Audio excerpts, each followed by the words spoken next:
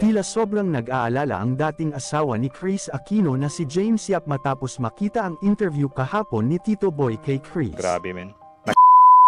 So, kumusta sa mga kanoises? So, welcome back na naman sa ating YouTube channel. So, ngayong araw, meron tayong panonorin dito. Video na naman ito. Ewan ko kung ano na naman ito. Meron itong pamagat na James na pasugod sa Amerika matapos malaman ang sinapit ni Chris Aquino. Oh my God! So, ang video ito ay mula kay Showbiz Balita. So, titingnan natin ito kung totoo ba ito. Or, yun nga, nakaka-curious lang kasi nga naman, ex naman to ni Chris. Pero, yun nga, curious nga tayo kung totoo ba to, no? Alam naman natin. So, sana meron na siyang sources dito or whatsoever. So, sana hindi to clickbait, ano? So, again, mula kay Showbiz Balita. So, bago nito simulan, ay huwag niyong kalimutan i-subscribe at i-click ang notification bell para lagi kayong updated kung meron tayong mga reaction video kaya nito. So, di na natin to patatagalin pa. Simulan na natin. Again, ang title ng video ito ay James na pasugod sa Amerika matapos malaman ang sinapit ni Chris Aquino. Oh my God, by Showbiz Balita. Start. Yan, old video ata yan.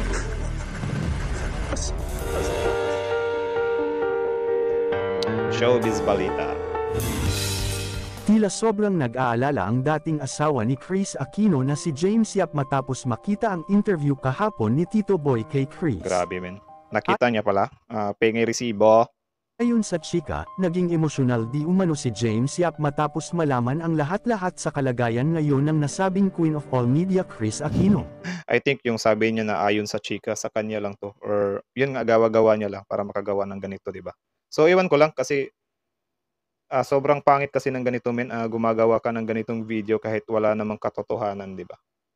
Maging si James Yap ay dinakayanan ng mapaluha sa mga naging revelasyon ni Chris sa interview kahapon ni Tito Boy patungkol sa kanyang kalusugan.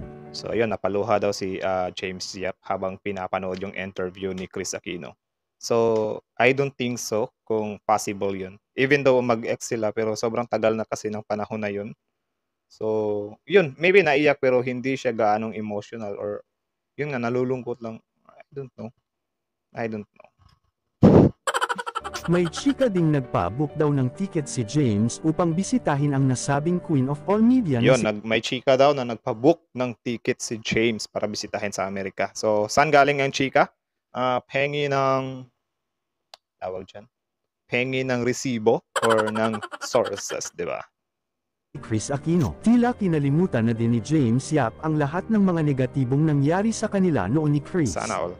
Sa ngayon ay isa si James sa nagdadasal na sana ay gumaling na ng tuluyan ang nasabing Queen of All Media na Actually, yung pagdadasal, possible yan. si Chris Aquino. So, yun lang naman guys. Actually, ano lang ito, ginagawan ko lang to ng reaction video kasi sobrang dami kasing naniniwala sa mga ganitong video guys. Kaya naman, sana maging maingat tayo sa paggawa ng mga ganitong content. Ginawan ko lang din ng video ito para ma-aware din yung iba na minsan kasi may mga napaghahalataan na ng mga content, diba? Gaya nito, meron din siyang video about sa now lang Chris Aquino tuluyan ng namaalam. So it means tuluyan ng namaalam, so patay na siguro, diba? Meron pa nga siyang something kabaong, diba? So grabe serious allegation yun, yung tipong mamaya na yun, gagawa natin ng reaction video itong patungkol sa namaalam niya. Sobrang alarming lang din kasi.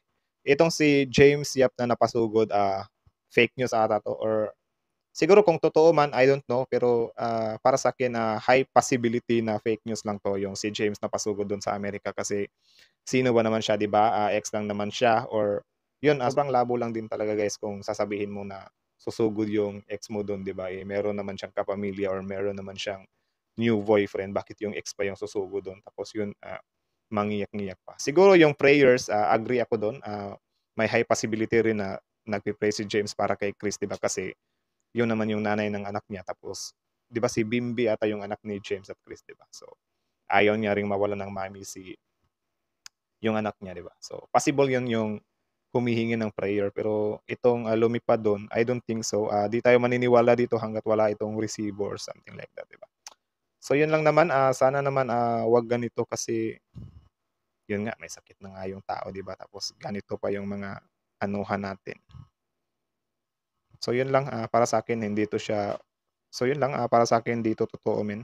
kayo. Ano sa tingin nyo? Comment down below. Though obvious naman siya, no? Pero sobrang dami kasing maniniwala sa mga ganitong video eh. Kaya nakakalungkot lang na may sakit na nga yung tao tapos ginaganito pa natin sa social media, di ba? So yun lang naman, yun lang. Bago nyo iwan ang channel natin, huwag nyo kalimutang mag-subscribe, click the notification bell, and leave a like on this video. So, yun. Try lang nating manood. Actually, nanonood lang ako ng video. Minsan lang, naano ako sa mga ganito kasi nakiklickbait ako nasasayang yung oras natin sa panonood, di ba? So, yun lang naman. Nice Spectator is out. See you on our next video. So, shout out sa iyo, Showbiz Balita. Wala naman akong ano dito. Basta dapat yung true lang, di ba? Kasi, ano kasi yun eh.